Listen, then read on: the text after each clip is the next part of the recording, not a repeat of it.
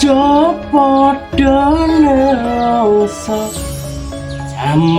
jaman rekoso urip pancen angel kudune ra usah ngomel ati kudu tentrem nyambut gawe karo seneng persis wisur aku ya ngono kuwi persis ndasmu kuwi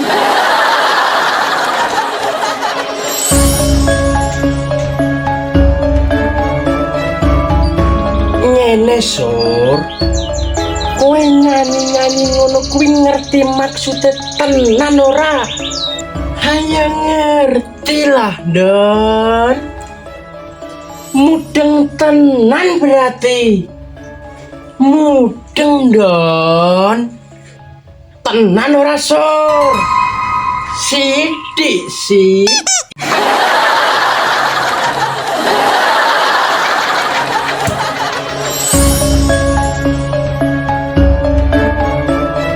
ngene lho sur ayo nak dadi wong kuwi mbok kaya aku iki maksudnya kaya kowe kuwi piye losor lah nak urip los kuwi kepiye ayo kaya aku iki wah kaya gombalmu ki yang ngono kuwi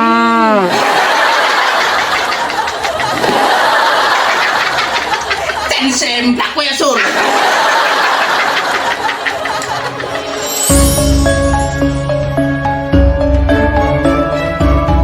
ngene lho sur urip kuwi kudu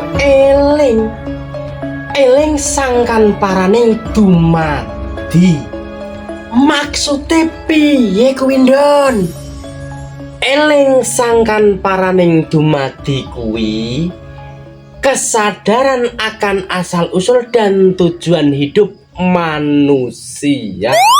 Wah, apik kuwi. Terus kendor, urip kuwi kudu tekun. Wong sing tekun kuwi bakal tekan. Loh, tekan endi kuwi, Don?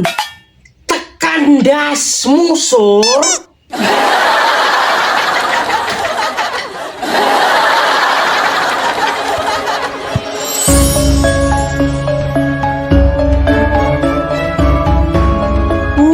Sur, lagu sing mok nyanyekke kuwi persis kaya sing tak lakoni saiki. Persis piye to, Don? Loh, kowe durung ngerti to, Sur? Loh, kan durung mau wenehi ngerti to, Don?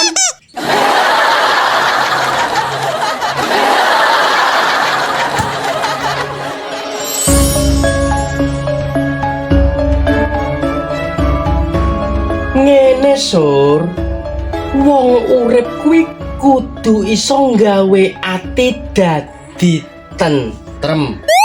Ati kudu tentrem nyambut gawe karo seneng.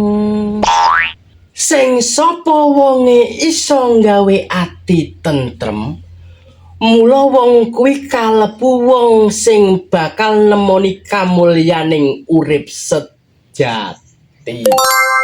Bener cangkemmu, Don.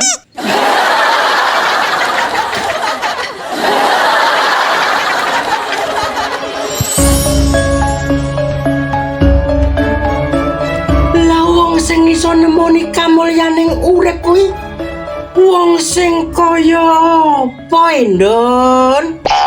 Lah kok isih takon?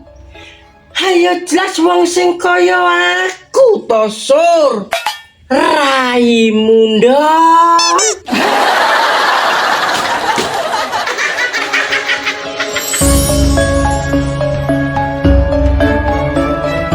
Ngene lho, Sur.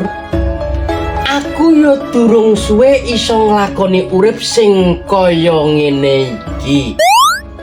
Pokoke uripku kuwi tak gawe santai.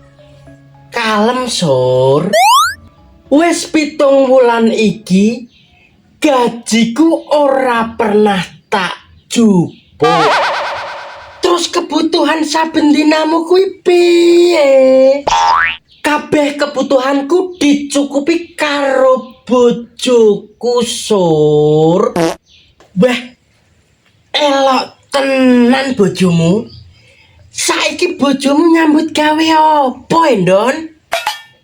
Gaweane bojoku saiki njipuki gajiku saben wulan sur.